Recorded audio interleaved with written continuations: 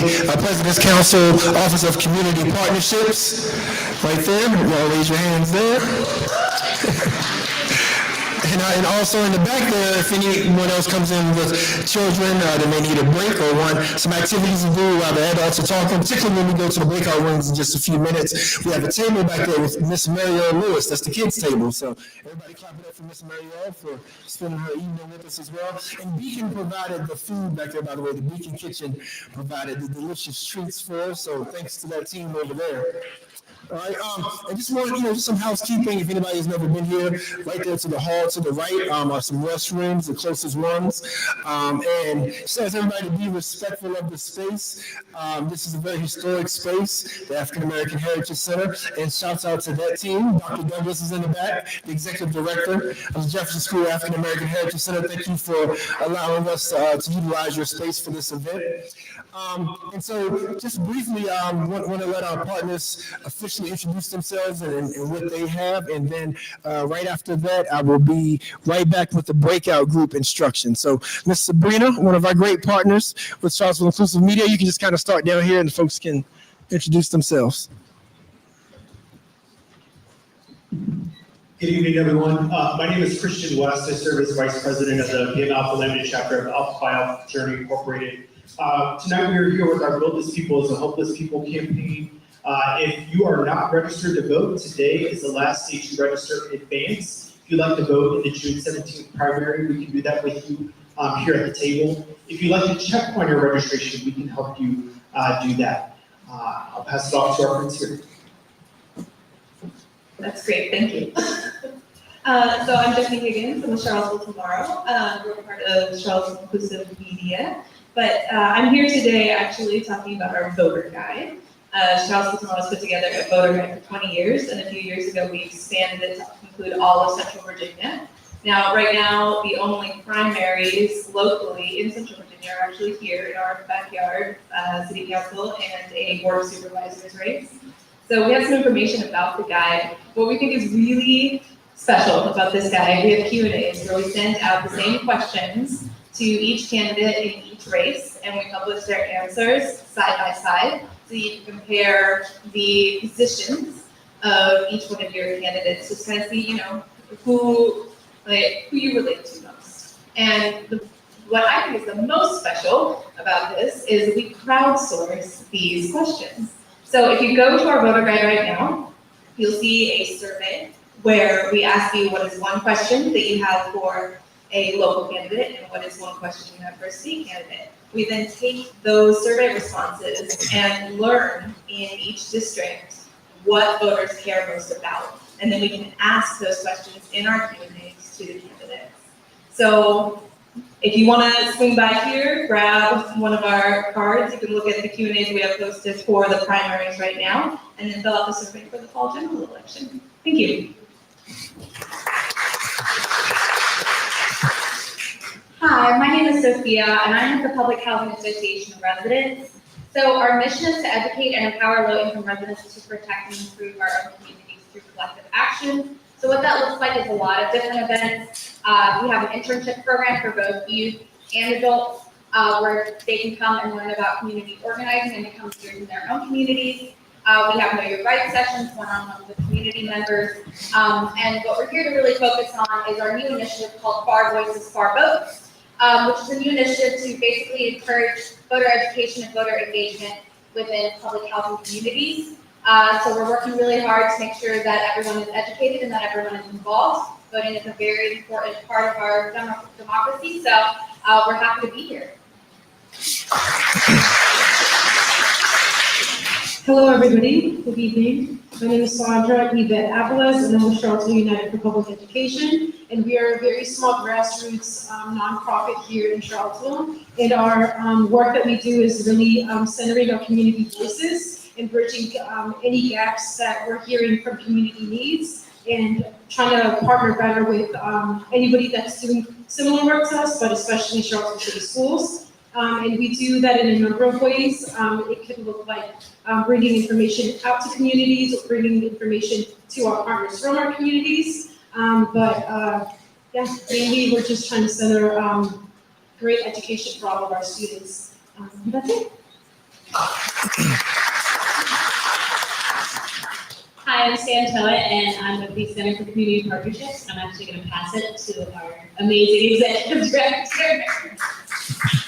Thanks, Sam. I've been Alan, the executive director of the Center for Community Partnerships, and specifically what we have here is some of our focus on the regional work on community safety, specifically around gun violence, and so some of the data work that's been done by our community research team. Overall, our goal is to build bridges with the University of Virginia, localities, community nonprofits, and other local leaders around focus areas such as education with public readiness, access to public health, affordable housing, and other community-driven priority areas. I'm just really excited to be here tonight with you all in this conversation.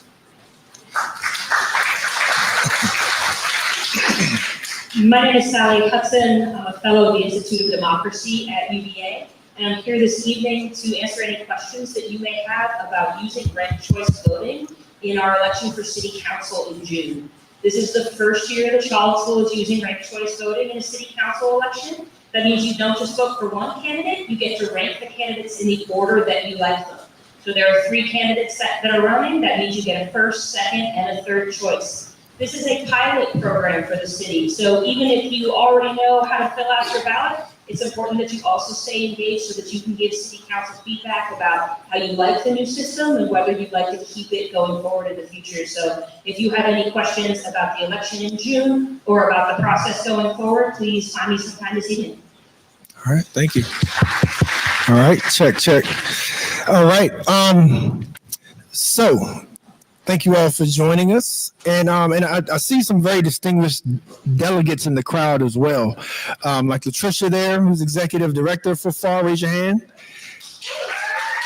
All right. And I don't want to start calling names. So so all of our public officials, just can y'all stand so people know that you're here? I see the PCOB, I see the assistant chief right here. Mayor.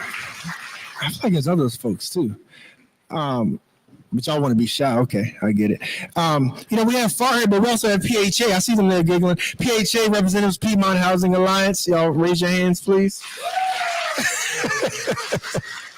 Yeah, so as you all can see, it's just a beautiful community, a well-connected community, many resources, and we really do work together, and we want to improve this area. So that is the biggest reason why we're here today. So once again, what we're going to do now, we're going to go into the 4 breakout rooms.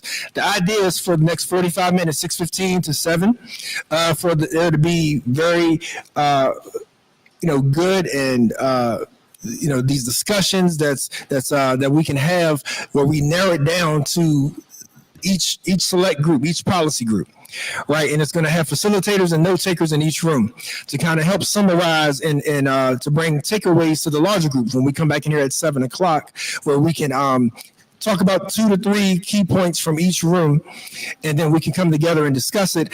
And most importantly, which what we like to do, whether it's IMHO, Vinegar Hill, or Charlottesville tomorrow, is not just talk about what's going on, but also have action items, right? So that's the big thing about tonight, is to bring us all community officials, leaders together to be able to really discuss what is top of mind in the community, what our elected officials also would like to see from us, and then to have those items that we walk away knowing what next steps look like, right? All right, so to my far left in that corner is going to be local policy, which is where the city councilman will be, which is Mayor Wade, Vice Mayor Pinkston, and also candidate Jen Flasher. And then next door is going to be the state. So the same corner, next door is going to be our state reps. I see Delegate Katrina Carlson, raise your hand, Katrina. And Creed Deeds is here as well. I saw him earlier. I know he's here, but they're going to be in that room there.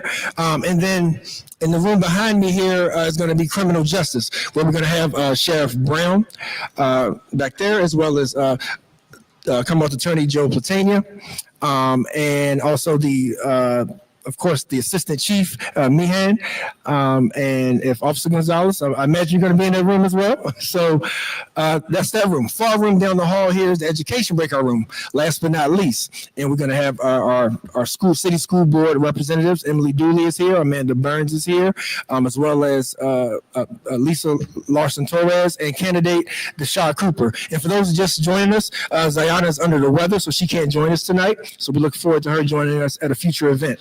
So that is the instructions. It is just about 6:15. Community partnerships. Am I forgetting anything? Sarad, am I forgetting anything?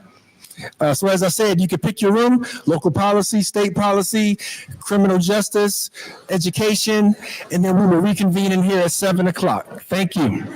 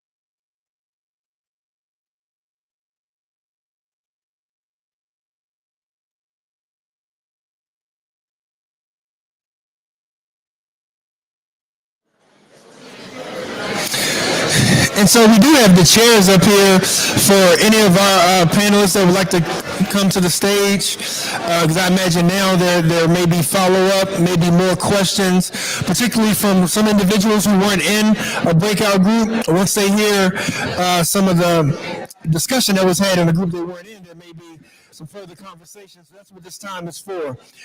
So anybody from city council, our state reps, school board, our law enforcement, anybody that wants to come up on the stage, feel free.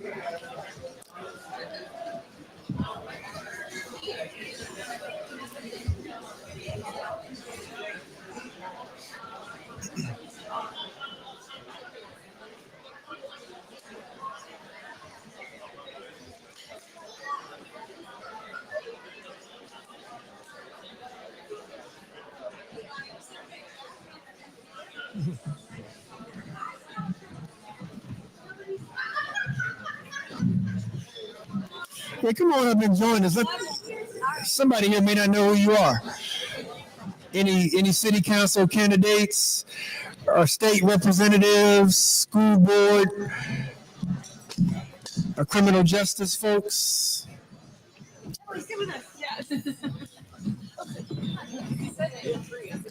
And then we'll ask our facilitators to take the first four chairs here so that they can report on their summaries of the discussions.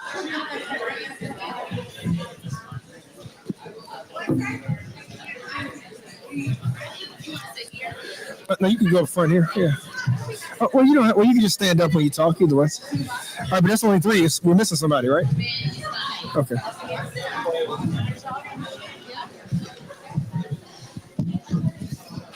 I'll sit in the middle. Yeah.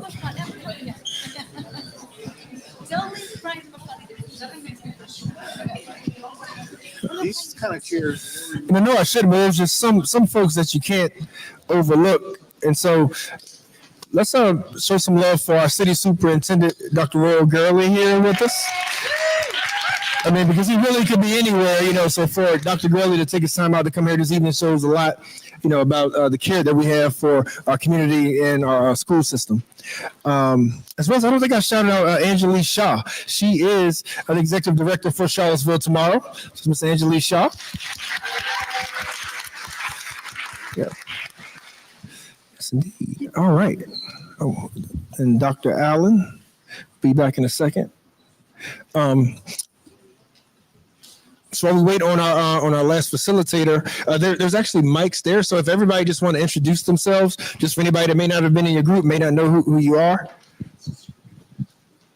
My name is Brian Pinkston, and I'm running for re-election to Charlottesville City Council.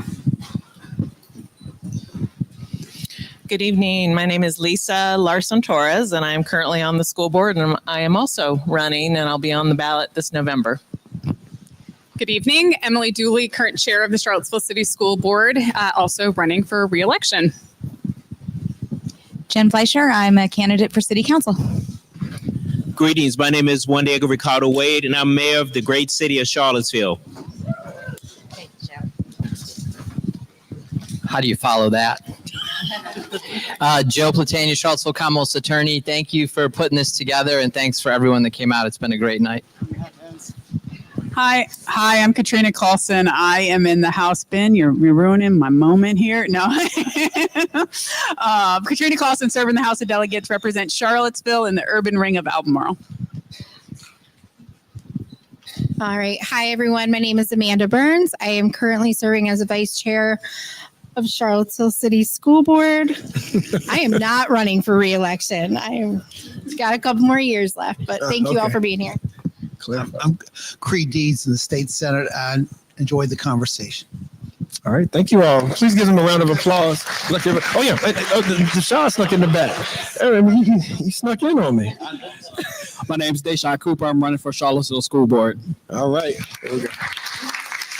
Yep. So thank you all, once again for spending your evening with us. I'm sure the community, I speak on behalf of the community, and say it's highly, highly appreciated. And so what we wanted to do first was let our facilitators report back on the key takeaways, top 3 or so topics that were discussed. And then again, if there's any elaboration, and then as a group, any follow-ups, and also from any of you that maybe weren't in a particular breakout group, if you hear something that may spark an idea or spark a question, this is the time for that open discussion. So the first one, we can just kind of go in order if that's okay. Start with the local policy. All right. I had the opportunity of facilitating the local policy group. And there was many ideas besides the 2 that you see on the chart, but I would say the first one is really around increased coordinated opportunities for youth programs. We got into the piece, and not only we're talking about community safety, but also just the sheer number of youth that need opportunity in this community, and not just what we think of like school age, but also 18 and older, so 18 to 24. And that translated not just opportunities for like mentorship, tutoring, but really specifically with housing, especially in that area of 18 to 24, where so pointedly put, like at some point we not have roommates, and so being able to afford a house or afford an apartment. And that's what led us to, I think, the very underscoring piece of it was, I wrote it as ensuring or continuing appropriate collaboration around transportation, housing, and policing. And emphasis on the word appropriate. One of the things we talked about is around collaboration, some of the work to uplift around the regional transit partnership. All of these services that we talk about, whether it's health, whether it's housing, whether it's jobs, whatever the case may be, really rely on a strong collaborative regional transit partnership that allows people to get to and fro.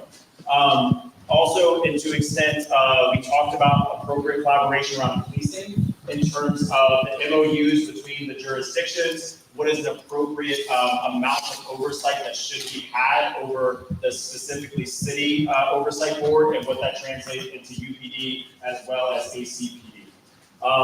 Anyone else that was in that room like to say any other major points, but the main things were around how do we ensure appropriate local collaboration around the council, school boards, etc.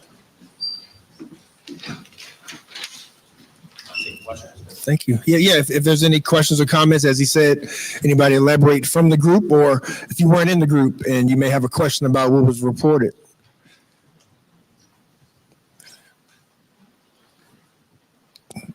But if not, that's an awesome job then. Let's give it up for that group. All right, next up, we have our state policy group.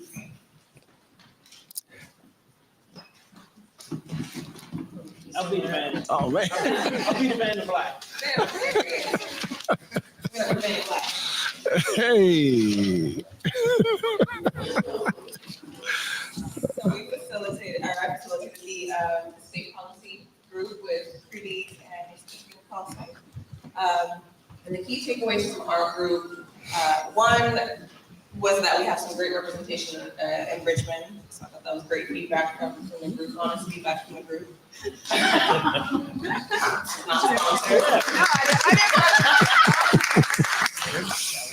And we also discussed the current state of Medicaid in the state, and the group decided that wins with Medicaid, however small, are wins. They took it a step further, stating that change can be small, however, can be small and incremental, and also impactful. All right. Any follow-up questions? Thank you.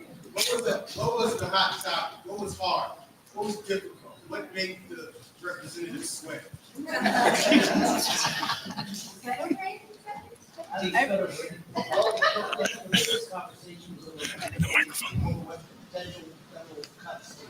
Oh.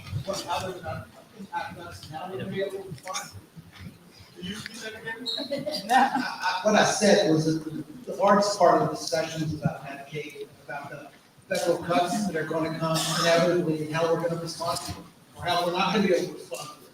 What we're going to do to try to respond to them. Yeah, if I had to summarize the takeaway, why we ended on those happy points was because a lot of the conversation was a little bit of a downer. It was a lot of talks about cuts to services, how we're having to be responsive and on the defensive to what's happening at the federal level, and happy to jump into that further with folks. I mean, it's affecting public housing, it's affecting Medicaid, it's affecting schools. So at the end, we were like, let's talk about some wins so that we don't walk out here crying. We did have record funding for education. We eliminated the child care wait list, so that's why we ended on those notes. Was there any solutions that came out of the conversation?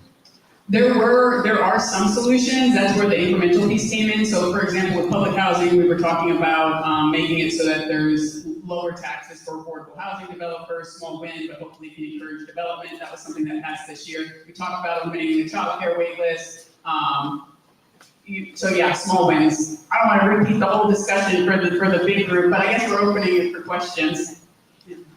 Absolutely. Back to the Medicaid, so. Oh, yeah.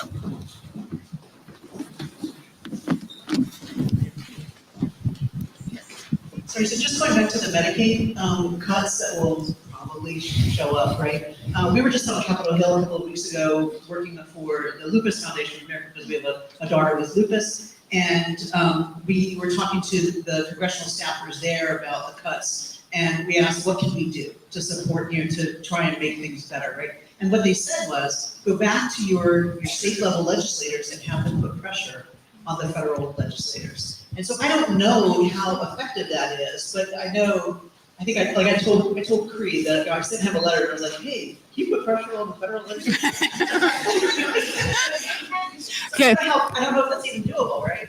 Yeah, and Cree is actually, we are so well positioned having him there and working on this, and he is on the budget because it comes down to money. But that being said, I actually have your phone number in my notes right now. Yes, because we're doing a press conference to the extent we can put pressure. We are trying. So we are doing a press conference here in Charlottesville this Thursday, and we are actively seeking people who have stories because stories resonate with folks. So if you are being affected or potentially will be affected by Medicaid or the threat of the loss of Medicaid, then please do reach out to me because they are looking for people to share those stories.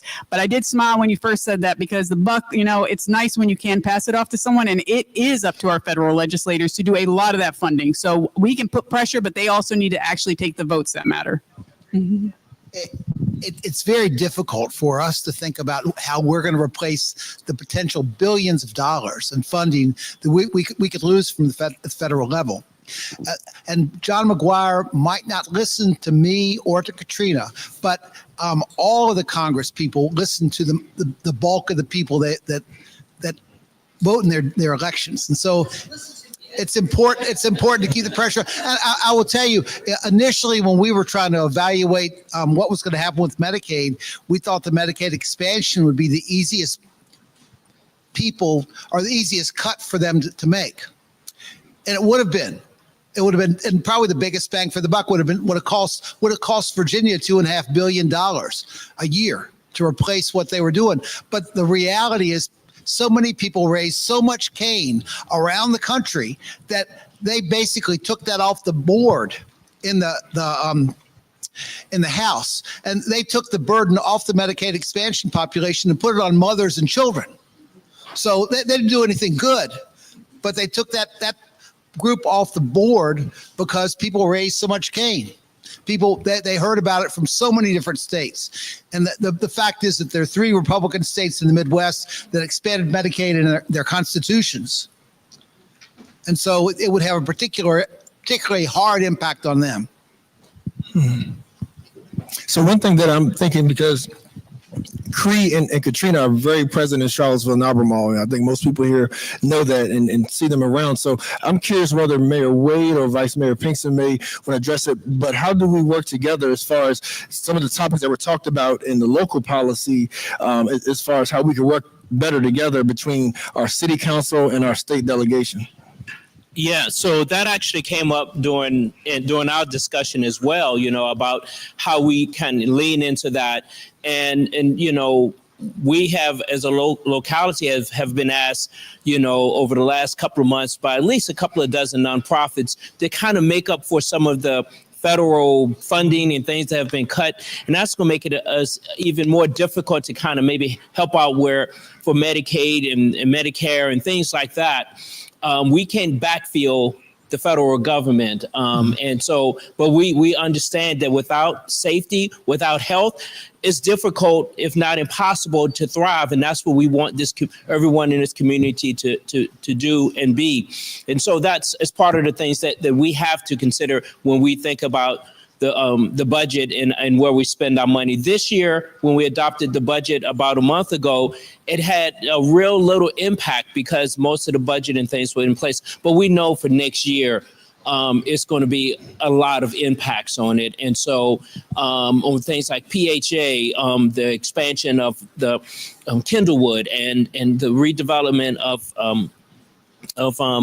West Haven. So it's going to have a big impact of some plans and things that we have. And so we just have to wait and see how it's going to play out. And Jim, I don't know if you had anything to add. But I'm sorry, Brian, go ahead. Yeah. A couple of things. Is this on? Yes. Yeah, Okay. just kind of hold it up.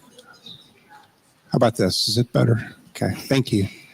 One thing that I will say is we really are fortunate with Senator Deeds and Delegate Carlson. They are very responsive. The TJPDC is an amazing organization. Thomas Jefferson Planning District Commission, they do a lot of sort of knitting together different groups and regions and so on to help us come up with a unified platform, as it were, with the state. Towards the state government, our response towards Richmond. So there's a lot of, and every year in the fall, there's a legislative packet we put together on council to help inform what we'd like our legislators to lobby for. So that's an important piece. Another thing that's worth, I think, bringing up, this piece about funding. We're going to do everything we can to help. We always do. We put a lot of money into the Pathways program. We're going to continue to do that. And then I had another thought that's suddenly just left my mind, but I'm sorry. Pathways program. Yeah, I remember now. Sorry. Yeah. It's been a long day. The budget surplus. So we had a budget surplus from FY24, and people get really frustrated with budget surpluses, which I understand why they do. But it's turned out to be a good thing right now because we're going to use it to backfill some of these programs that are struggling with funding. The other piece that I'm just going to bring this full circle. One of the things that as I work at the university, and even though the university is struggling a little bit with money right now, they've got a lot of money, a lot of ways to raise money, grants, gifts from donors, and so forth and so on. Your local governments have just very few levers to raise the funds, the revenues it takes to fund these programs. The biggest one we have is real estate tax, and then we have meals tax, the transit occupancy tax, and things like that. And so the point I'm trying to make is this sort of circularity of the fact that to do the things that we are going to need to do as a community, there will be an economic impact to people in terms of how we have to raise revenue. All right. Okay. All right. So to keep things going, and if we have time at the end, we can loop back around to any given group. But next up, let's bring up the criminal justice group. Oh, you're here. I'm over here. Perfect. Can y'all hear me okay? Awesome. I want to give huge shout out to my group. We had a really, I think, fruitful discussion, and we all wanted more time to resolve some of these things. But the main points that we talked about, many of which were shared with the local policy group: increased coordination of services. How do we get upstream, right? How is law enforcement not where the buck stops, but how do we prevent that from even being a situation that we need to address? So how are we providing upstream services to support and address root causes? So mental health support, youth support, education, housing, things like that. We talked a lot about how there's a language discrepancy in the language that law enforcement uses and that the understanding on the part of the community. And so how can we sort of bridge those divides and make sure that we have a shared understanding? But I think the point that I want to emphasize that came up in our group is that the community has to define what positive engagement means. A lot of times folks will say they're doing community engagement, or we'll talk about how we're so community engaged and we're really going out there. But how is the community defining that? And how are they setting the terms for that positive engagement? And how are we bringing those most impacted to the table? It's great that we're all here having this conversation. How are we making sure that those who didn't feel welcome today or had barriers to getting here are able to be part of shaping what the future we want to see? But that was my group. I don't know if folks have questions or if anyone else from the group wants to chime in, but those were our key takeaways. Thank you. Good job. Yeah. Yeah, and I, on that note, I do want to shout out to, again, the folks at FAR and PHA as well, who did offer transportation to residents in their communities too. So, thankful for good leadership like you guys. So let's give it up for them as well. And Robert Gray, for those who don't know Robert Gray, raise your hand, Bert. So Robert Gray is in charge of the Uhuru Foundation, as well as a Peace in the Streets. So he does a lot of great work with the youth as well. So let's give it up for him as well. But so to that point, because I heard when y'all were coming out of the rooms, y'all said that discussion was just getting good. So I don't know why everybody's sitting quiet now. So questions, comments about criminal justice. Did you discuss cooperation with ICE? I will say that was a question in our group, and so we did talk about that briefly. I don't know. Yeah, I asked a question to the sheriff about whether there's been discussions about how we could respond differently, given what happened in the Eleanor courthouse a month or so ago. And I did get the sense from talking with others that there have been some conversations, but I'm not sure where that's going to take us. Yeah, I can speak to that just really quickly. Then maybe the mayor, our police chief has been very clear to staff and to city council that we're not cooperating with ICE. We're not going to participate in their actions. If our police see what appears to be outside agencies operating in our jurisdiction, then there'll be a very clear statement to them of show us your identification and so on. One of the interesting things, and I think with the police chief and his responses to us, was just that a level of frustration with these other agencies of what he would call unprofessionalism, because that's among many things cruel is one important adjective, but it's also unprofessional. And so I think that's one of the things he expressed. Mm-hmm.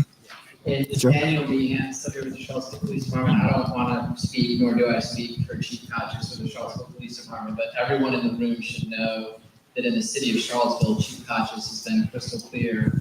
Questions related to someone's citizenship status are not part of any interaction with law enforcement.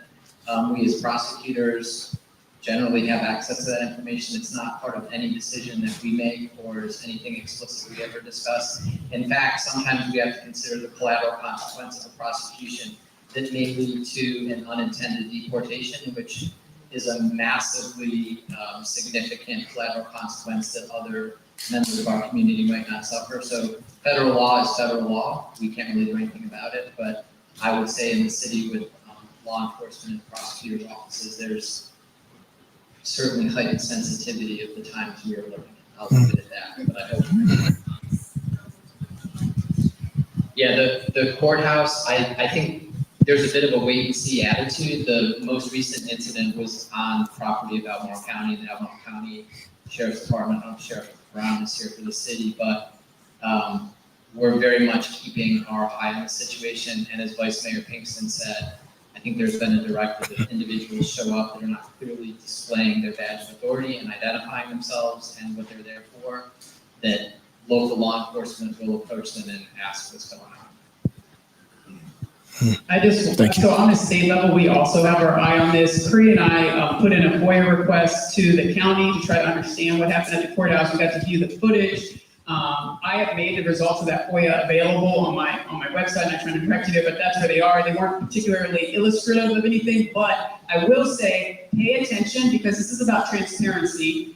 We don't necessarily control what the federal government does, but as citizens who pay taxes for our local police, we certainly deserve to know how they are interacting with federal agencies. And it's been a little hard to dig that up, and I do think pressure works there. So just pay attention. We all deserve to know that. Yep. And city, I do want to clarify, the city's not part of that, it's the county, that's what we're talking about. I just want to quickly add in that I concur with my other colleagues, but it just will be a very chilling effect if you don't feel like you can go to the courthouse, if you don't feel like you can go to the hospital, if you think ICE or the things, agencies are going to be there to arrest you. And so that is, again, that is not part of the environment where we believe our citizens can thrive and feel safe or be safe. And so again, the city is not, not part of that. And we're glad that the Chief Kochis has been very clear about that. Was there any conversation on preventative measures, especially with our youth, before they get to law enforcement, before they get to the point of having to interact with law enforcement? Did that come up in conversation? So I just want to add that for the last 10 minutes, I've been looking at your number one point about mentorship. And so that is something that has been something that I've been saying that we need more of in this community for years, mentoring. But we did talk about it in our group with the Vibrant Community Funds, the various nonprofits that we fund, and even to the impact that, housing has on youth in their development. The investment that we have done with the schools of $90 million to rebuild Beaufort, Charlottesville Middle School. So, yes, we did talk about it. It's important because we may not need as many police officers and many cells and things if we build strong youth, strong children to be strong adults, and so and that where they feel connected and with the community and wanted. And so that's what all these wonderful nonprofits that we have in our community. And that's where I got started off before I got on the school board, volunteering, being on these various boards, mentoring with my great fraternity brothers there with Alpha Phi Alpha, with the different mentoring groups. It's real important and has an incredible impact. Thank you.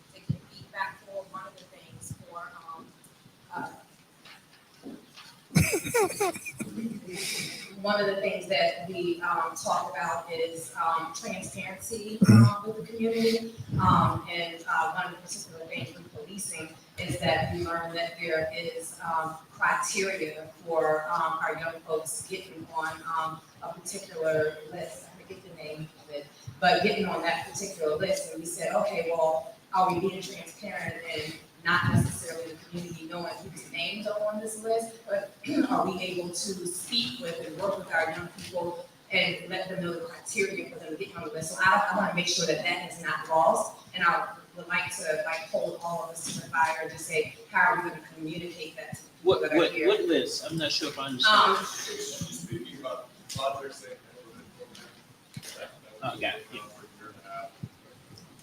prolific offender list. So you definitely talk about not sharing that list public, but at least sharing publicly the criteria of, so that we can better engage our youth. Yep. Thank you. Joe, if you can highlight the conversation when we had around lack of resources too, that would be great. Joe, we have one right here for you. Yeah, we have a total lack of resources. I mean, a question was asked if a parent has a child that is in need of help or services or resources, what's out there? And, you know, as prosecutors and to some extent law enforcement, we're reactive after something happens, which is terrible. But on the front end, I just, you know, I don't have a good answer to that question, what we have on the front end. I mean, mentorship and building those kinds of programs is great, but you know, Jess, I don't know if you said it, like we're lacking like a hub of where people can go. So I think it's a lot of work that we have to do, which is what our group identified. I don't know if that's what you wanted me to get up and say in front of everyone. Yeah. Yeah. And thank you for bringing that to the table and to our discussion.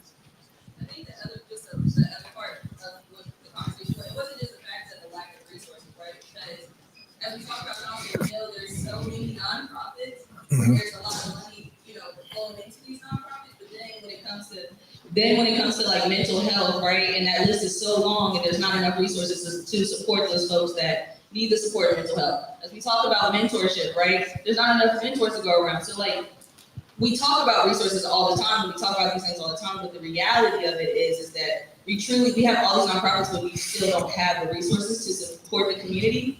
And then I heard somebody say in the group about looking for saviors to come and save us and this, that, and the other, which I don't think that that's necessarily the mentality. I think like the root of communities that are thriving and succeeding is like, you know, the circle of care, I think Jess had mentioned, right? Like a circle of care, the people that are coming together to actually help support and uplift those folks that need that support. So they just be like, we don't get enough resources. And it's like, all right, but that doesn't solve the problem. Mm-hmm. Well, I think it's a conversation we don't have enough, and what can we do to sort of organize them and marshal them and try and do a better job as a community? I'd like to say something to that too. I'm really glad you brought that up because it's not only the community of care, it's the continuity of care, the continuum of care that really helps move the positivity forward and support the youth as they move through, you know, into adulthood and particularly through our school systems. So there's going to have to be, with the pulling of funding federally, a lot of the nonprofits that you're referencing are hitting spots where they won't be able to provide the services they did.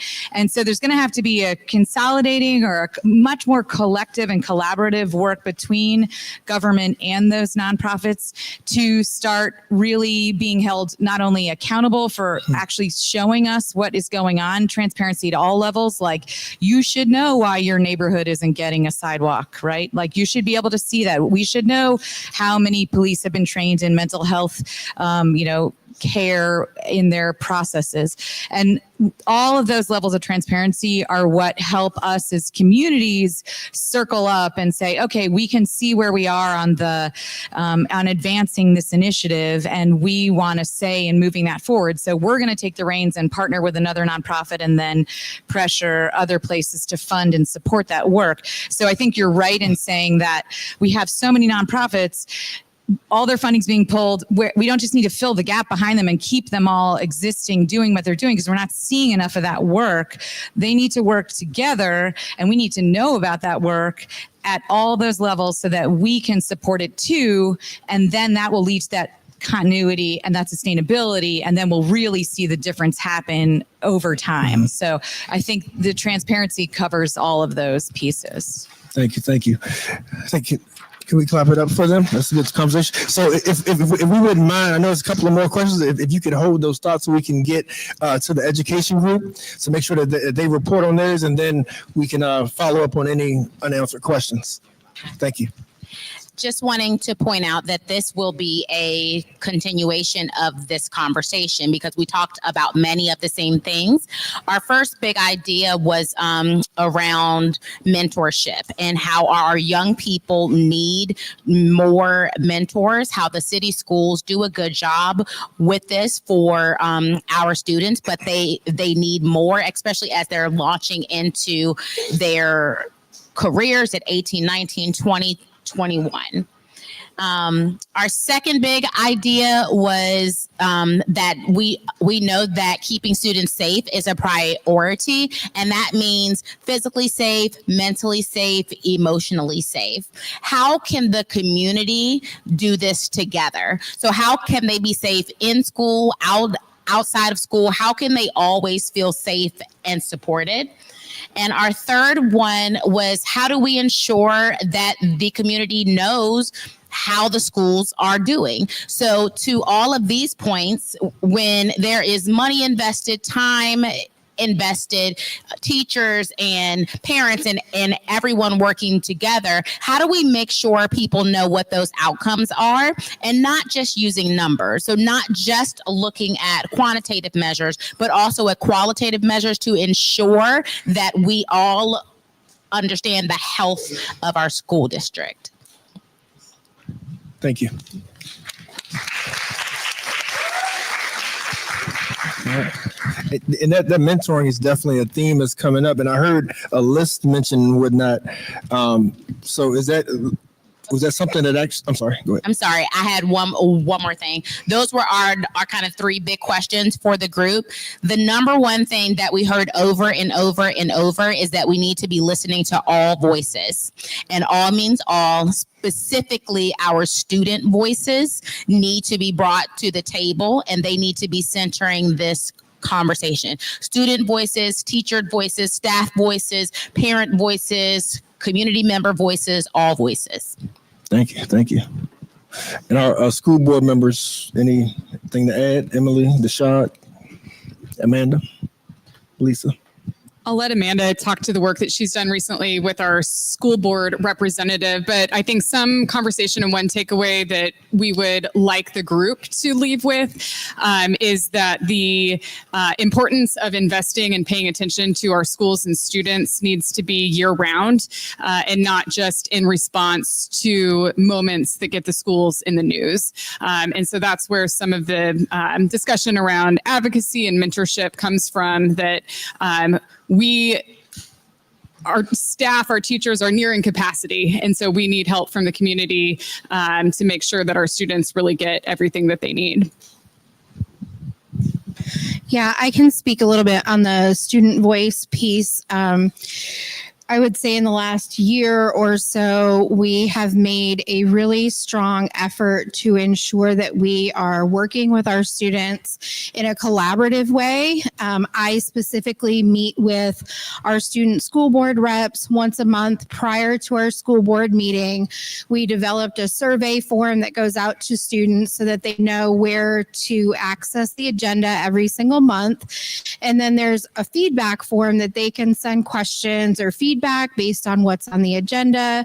And then the student school board reps kind of survey and talk to their peers throughout the week during Black Night time or during different focus groups, where they can solicit and gather feedback from their peers to then bring that back to the board level.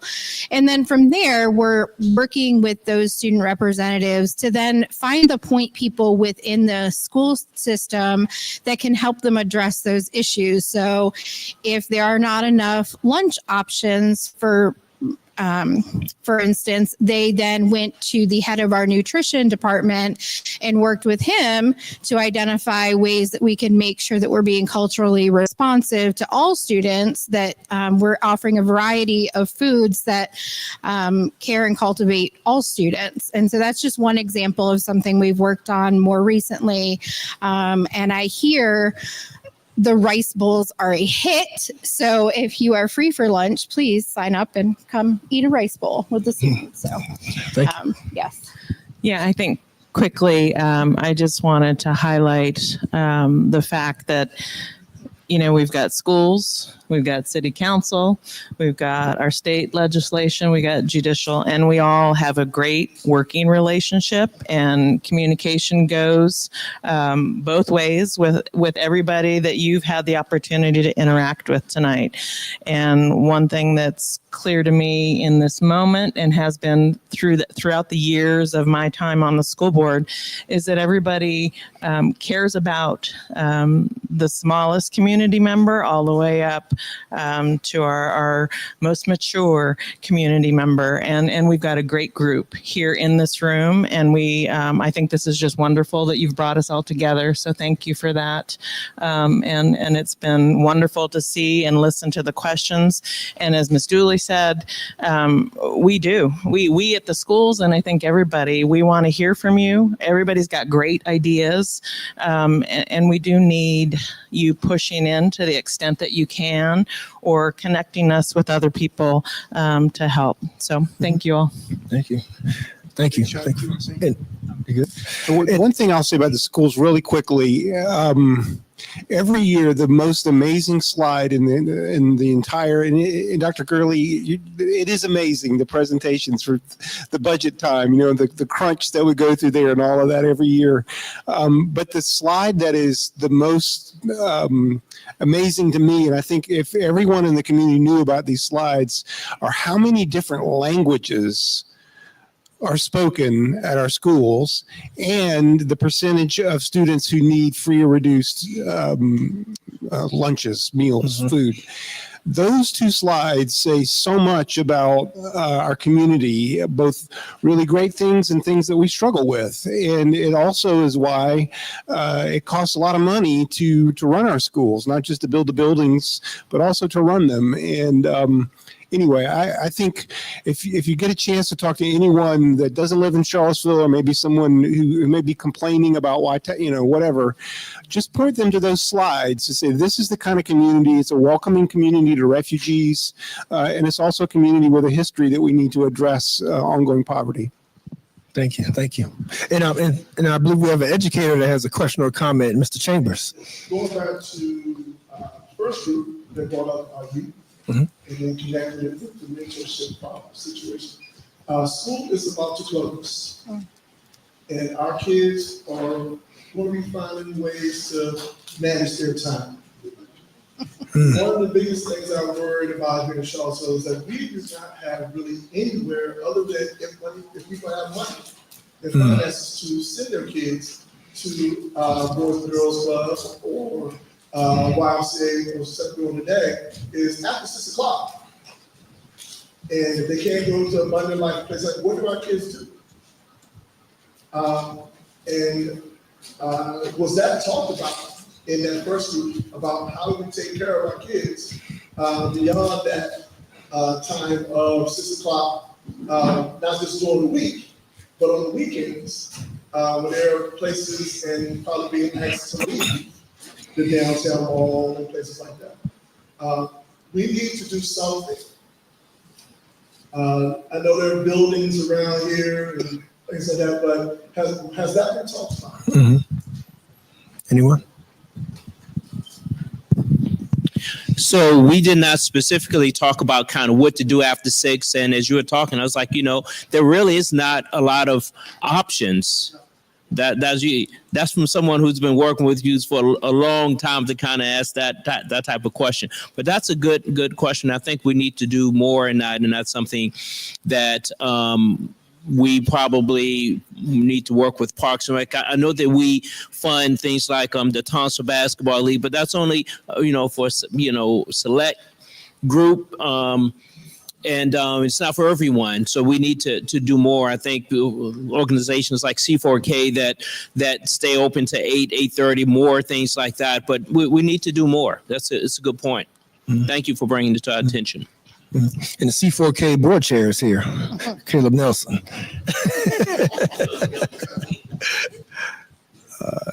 So one of the main threads that I heard as well, which makes me wonder, when people ask you about community resources, like in general, where do they get directed to? And if I'm hearing it correctly, it sounds like there was talks of maybe a list, and then where would they get housed at? Like your general resources, right? Whether it's the nonprofits or whatnot, where should that be housed? So if someone asked me, I've been on most of the boards, so I can tell them like who to contact, the number and everything. But there is an organization. I know United Way keeps a comprehensive list. That's why I usually direct individuals. I direct them to people like John Thompson over here. He has his office has a great list of what's going on. The county does not have as many options that the city kids do. I work for the county. I just retired last week for 34 years, and I know that the questions and things that you have, they have it like, what do I do for, during the day? It's just not as many options. So we do have more options during the day, but there are a lot of nonprofits and groups out there. As we talked about working with youth, I know my daughter did Parks and Rec for summer programs for many years, and so anyway, it's difficult to try to address that. That's why we rely on nonprofits to help kind of the city extend its reach into the community. You have a much better pulse on what's going on. And I'm sure that if we get a good program to fund through the Vibrant Community Fund, that would be something that we would support. Thank you. Yes. The Charlottesville Department of Human Services, along with the Charlottesville area dedicated to youth development, or CANDID, worked with the former Equity Center, now the Center for Community Partnerships at EDA, to create a website that has youth opportunities.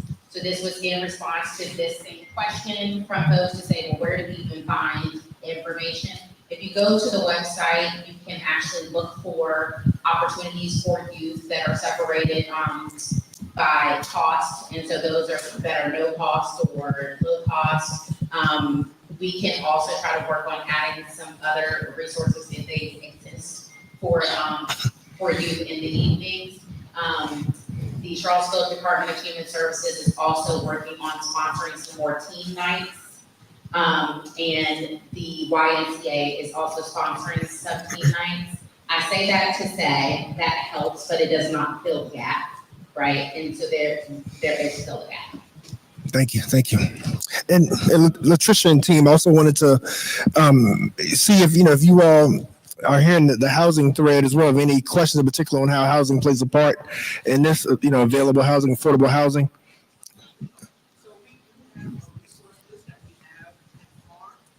I know that a lot of our work does specialize around public housing.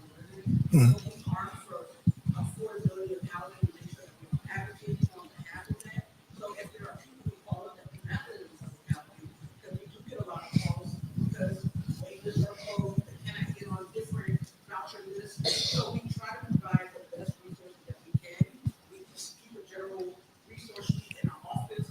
We're working on getting things more up to date and online, but one of the key things that you said, resources. We are a small nonprofit, and we're trying to do our best to solve many of those solutions, especially once again from the public housing aspect. So we are working on things in our own community as far as we're starting a new leadership internship program where teams will be paid to come and do work to learn about organizing and advocacy.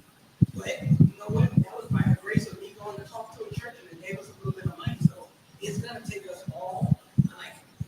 We're all for even collaborating with other organizations because right now the name of the game is going to be collaboration and really coming together as a community and interconnecting all of these resources together. So it's not just a housing is a segment, but all of it impacts us all. If you don't have a good place to live, you don't have a good start education, you don't have a lot of the basics that you need to survive and just thrive to be on this plane as a person.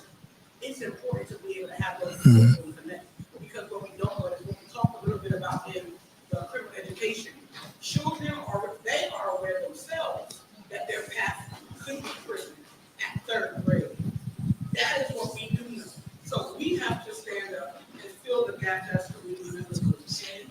I mean, it is my own personal battle calling pride for us at FAR because we want to make sure that we are a community where historically they have been underserved. We talked a little bit, I mentioned it. You march people from Vinegar Hills to a space and expected what? What did you expect? You expected what you got. So you cannot complain about there's no resources when you set people up for failure. So what we're doing now, unfortunately, is having to catch up. What we're doing the best that we can, how we can, but it Thank you. Foreign asylum, it's not gonna be United Education asylum, it's not gonna be any of that. If we want to progress where we need to go, especially in this environment, it's gonna take, I know it's what, 70 folks in this room, and that's a great start. So each of us now are gonna have to go say, hey, we need to add value, because there's some serious stuff going on. It's gonna take you as a community member to be invested in the youth, in our elderly, in our mentally challenged folks that are having issues, and our people who are addicted to drugs. Thank you. We got you. Thank you. Appreciate you. We need that fire. All right, we have another question or comment over here. With the website you're speaking of, who knows about it? Are you getting to the teachers about it? Are you getting to the librarians about it? So a lot of these people, children probably will not have computers or Wi-Fi. Yeah. So those are two areas I'm sure you can think of other ones that I can't think of. Yes. We originally sent it out to all of the schools and worked with school counselors as well in order to get the information out, understanding that those counselors might not be showing the website to people, but helping those kids and families to access the information. We just had a meeting today that we need to re-push out that information such that people are seeing it again and again and again. And so to your point, we are sharing it with people. We need to continue to share it, and we need to have other people to help us to share it, because it's going to take all of us to make sure that they have the information they need. All right, thank you. Include the librarians. Got you. Thank you. Yeah. Thank you, sir. And so the last question, I believe Angelique has one over here. And remember, this was just a kickoff, guys. These individual offices, we plan on having dedicated time with them as well to continue the discussions, because there's never going to be enough time for everything right in one sitting. But I know Angelique had her hand up for a while.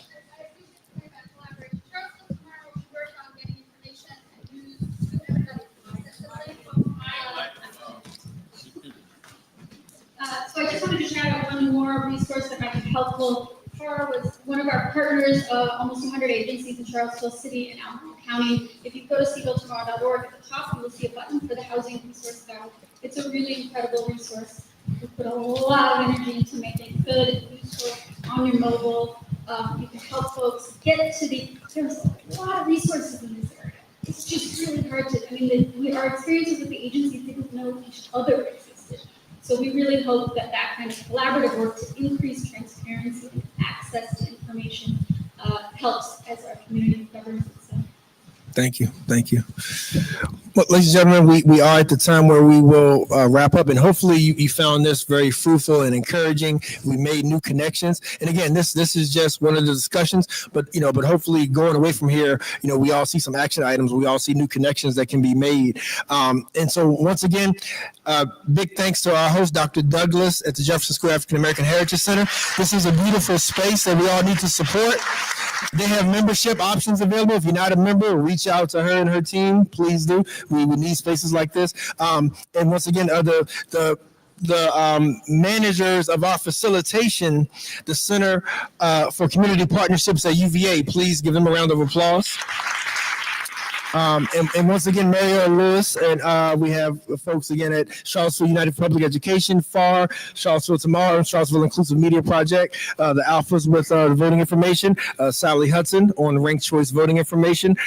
So make sure if there's anybody's contact that you don't have, let's get that as we leave. And once again, Sarah Davenport, Vinegar Hill Magazine, my good friend and partner. Sarah, you gonna be quiet all night? You good? You good? All right. All right. Well, peace and blessings, safe travels to everybody. Until next time, please stay tuned.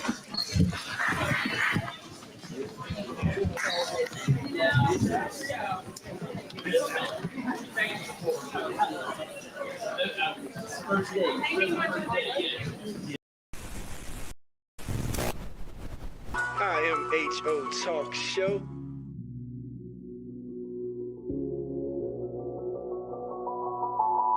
Sir Charles, Miss Max Razor.